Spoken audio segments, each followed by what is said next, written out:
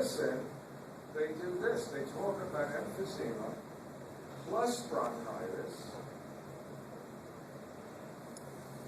causes c.o.p.d, chronic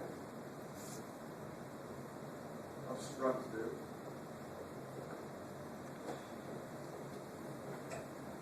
pulmonary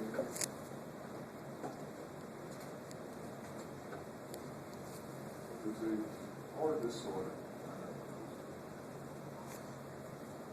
So now you ask the big question, and I can give it to you and say, yes. The question is, can you have emphysema without bronchitis? Usually, if you do have it, it will be for a shorter length of time. Eventually, you'll have both bronchitis and emphysema. So, all you got to remember is this. In your lung, look, this represents your alveoli, this represents your bronchial. Attached to your bronchioles, even attached to your alveoli, are what? Elastic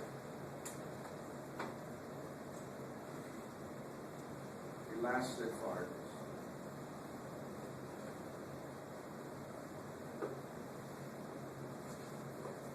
So the elastic fibers, look, when I inhale, the elastic fibers are what? Stretching, and then I don't have to do anything to exhale. I just got to what? Stop inhaling, and everything what?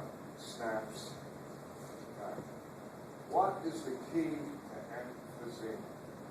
You have now brought in so much pollutants, they've gotten into your lung tissue proper, and they have started to destroy your elastic tissue. This is not good, because you'll have trouble inhaling, you'll have even what? More trouble exhaling, because there's no snap back. Your expirations have to be what?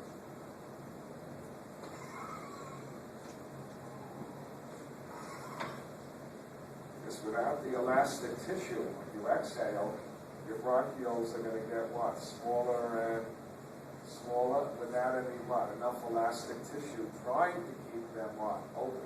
They always get smaller, but you still have what? Elastic tissue pulling on it. So here's what's going to happen. Are you ready? You breathe in, but you can't get all the air out. You take the next breath. And you end up holding a lot of air in your lungs, so you get barrel chested. The way you know, you look at the person from the side, instead of looking like this, their chest looks like this. They're retaining too much air. And as they're retaining too much air, the pressure inside the bronchi and mostly the alveoli is getting what? Higher. And here's what's going to happen. Here's an alveolar duct with all of your alveoli.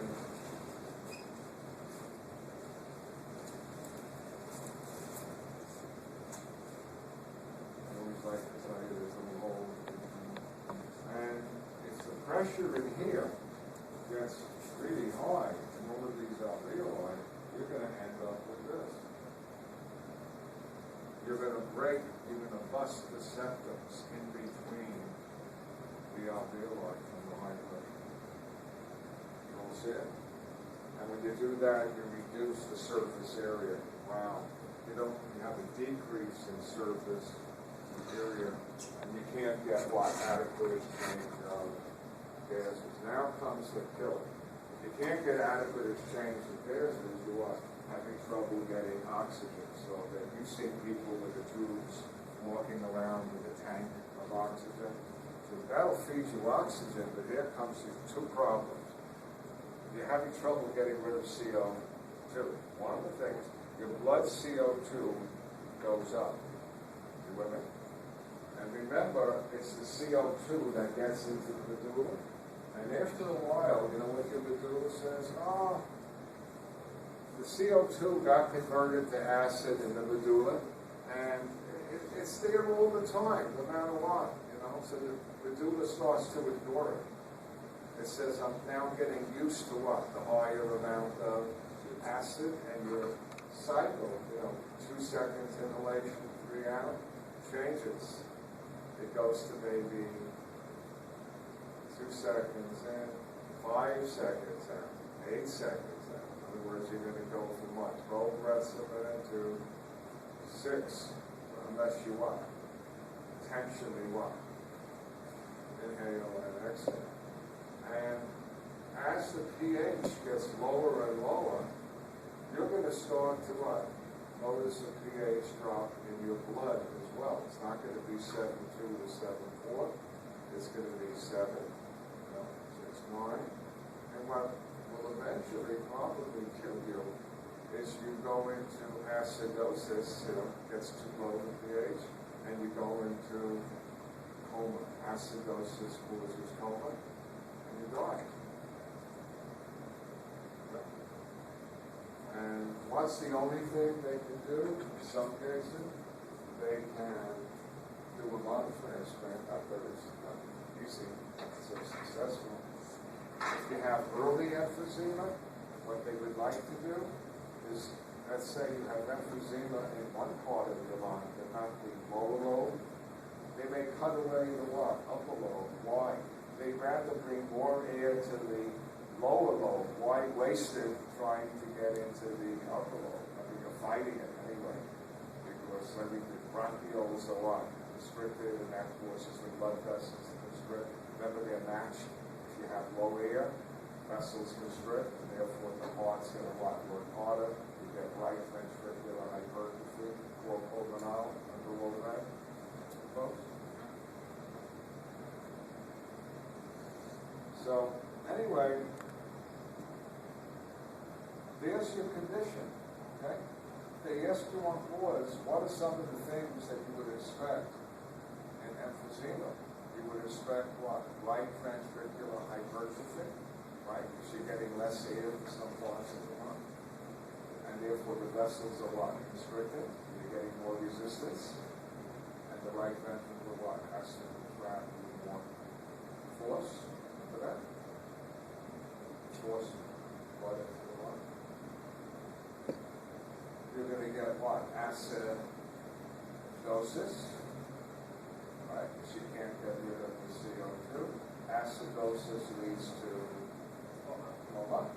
You're also not going to get enough oxygen. You're going to have hypoxia. You're going to have less what? Oxygen getting to you. And what's right around the corner? Ready? Death. You're not going to live a long life, are you? I mean, they show now all these commercials, and I never talk about it, but when you smoke a lot, and I guess I'm the luckiest guy that I've stopped, is smoking. And the smoke has a lot of nicotine, which can cause vasoconstriction. You see these ads with the people with no fingers and no legs.